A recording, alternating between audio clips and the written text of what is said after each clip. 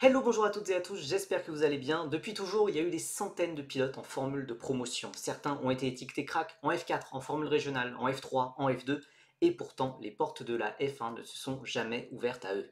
C'est notamment le cas de trois pilotes qui ont pourtant cette année gagné l'Indy 500, l'IndyCar, la Formule E ou les 24 heures du Mans. Qu'est-ce qui leur a manqué pour aller en F1 et pourquoi ils n'ont pas été considérés à leur époque?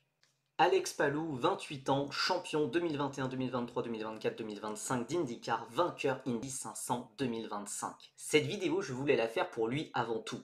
Quadruple champion IndyCar, vainqueur Indy 500, l'Espagnol a l'un des plus beaux palmarès monoplace en dehors de la F1. Mais justement, comment se fait-il que la F1 ne se soit pas penchée sur lui, pourtant passé par les formules de promotion de monoplace européennes? Eh bien, à l'époque, il était prometteur, mais pas vraiment vu comme un crack. Il a peut-être éclos plus tardivement. Revenons au karting. C'est le meilleur pilote espagnol, multiple champion national et il brille aussi à l'international. Vice-champion d'Europe Oka Junior 2012 derrière George Russell qu'il bat au WSK Euro Series. Sans vrai budget pour un programme classique en F4 ou en Formule Renault 2 litres, c'est Campos Racing qui va le placer directement en Euro Formula Open pour faire ses débuts en monoplace en 2014. Large leader de son équipe, il termine troisième dans un championnat ultra dominé par RP Motorsport qui aligne des pilotes plus expérimentés aussi.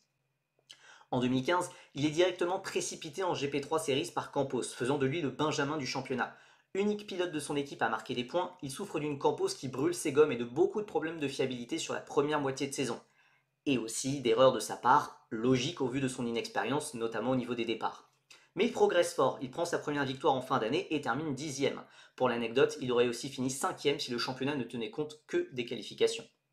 Le souci avec Palou, il est dans cette saison 2016 où il redouble en GP3, toujours chez Campos. La GP3 introduit la GP3 16, une nouvelle voiture que Campos ne comprend absolument pas. Palou fait moins bien que sur sa première année, il termine 15e, sans victoire.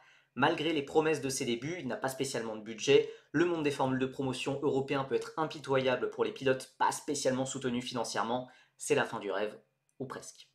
En 2017, il prend le pari de s'exiler au Japon, en F3 japonaise, future Super Formula Lights. Troisième du championnat et meilleur rookie, il se rappelle aux bons souvenirs de certaines équipes qui le rappellent en Europe. Il s'impose alors dès son premier week-end en Formule V8 3 litres 5, qui a pris la suite de la Formule Renault 3 litres 5, mais avec une grille bien moins compétitive, et Campos la ligne même pour deux week-ends en Formule 2. Sous licence japonaise, vu qu'il est basé au Japon, il fait les deux dernières manches. Non content de marquer 5 points, il bat en qualification et en course le titulaire habituel Ralph Boschung sur le premier week-end. Le Suisse est remplacé pour la finale à Yas Marina par un certain Lando Norris, brillant champion d'Europe de Formule 3, mais là encore battu en qualif et en course par Palou.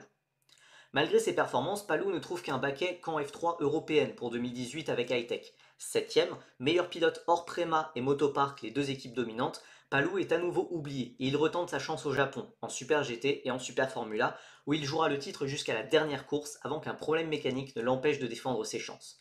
Ce sera quand même suffisant pour aller booster sa carrière, testé en IndyCar et signé en 2020 dans le championnat états-unien.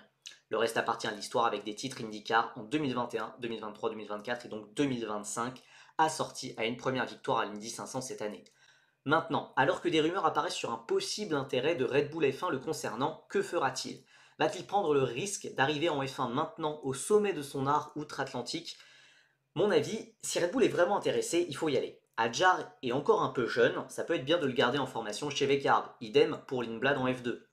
Pour Palou, l'IndyCar reste compétitif, mais sur le déclin avec des audiences en baisse et un nombre d'engagés qui diminue aussi. Il peut avoir l'occasion d'une vie avec la Formule 1. Et il y a une nouvelle réglementation en 2026, c'est le meilleur moment de venir en F1.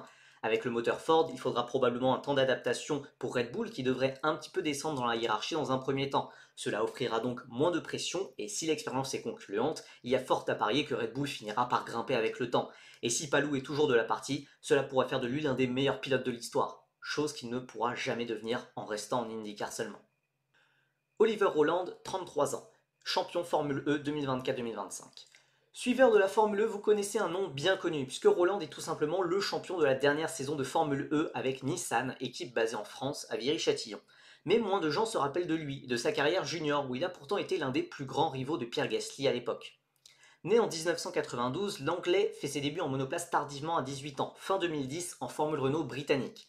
Malgré le décès de son père, ancien pilote moto, puis de son mentor Martin Hines, il terminera vice-champion de sa première saison complète en 2011.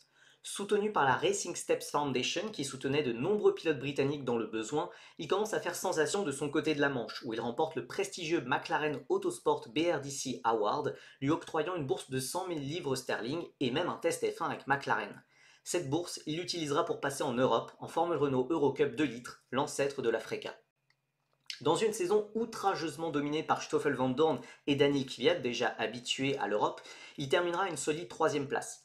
Il reste en 2013 dans ce championnat avec l'introduction d'une nouvelle voiture cette année-là qui se rapproche des Formule 3. La saison atteindra des sommets d'intensité dans la lutte au titre avec Pierre Gasly, de 4 ans son cadet.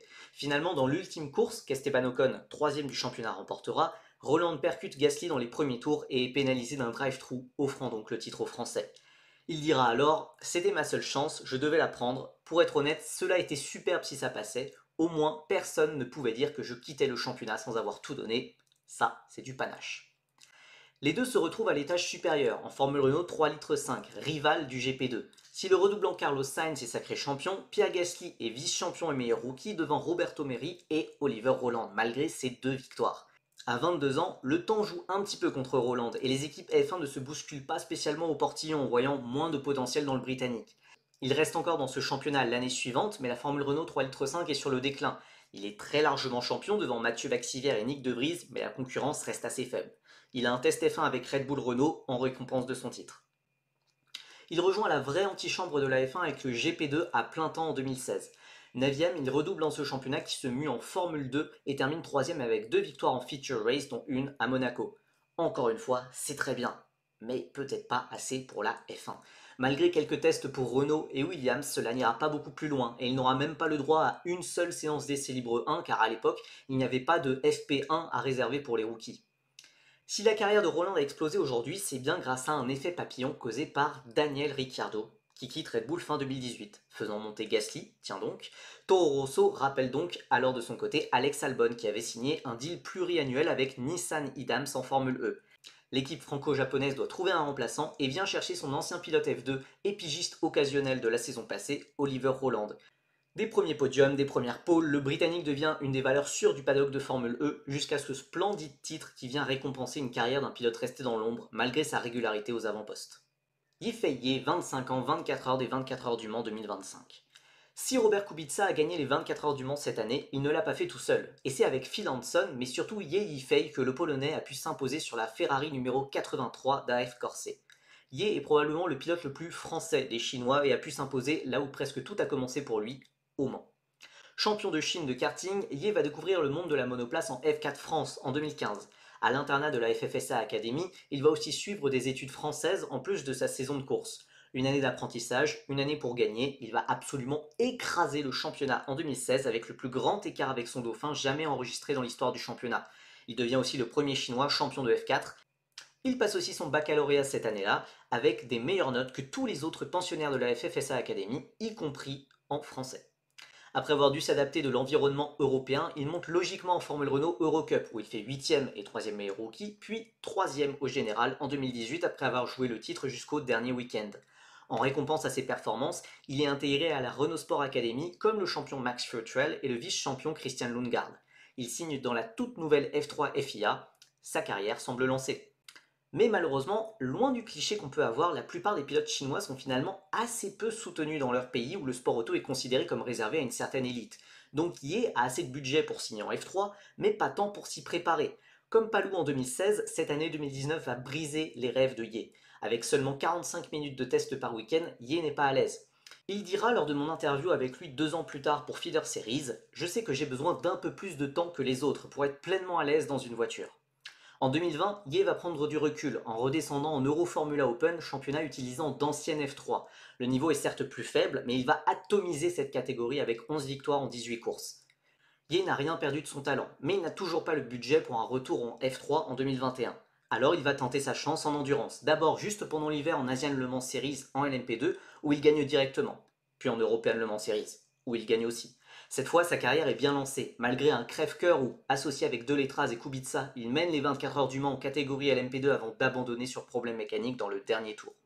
Mais depuis, il a su rebondir, confirmer et enchaîner les succès pour monter dans la pyramide de l'endurance, signant en hypercar en 2023, puis finalement remportant les 24 heures du Mans au classement général cette année. et il est aujourd'hui à la lutte pour le titre en WEC.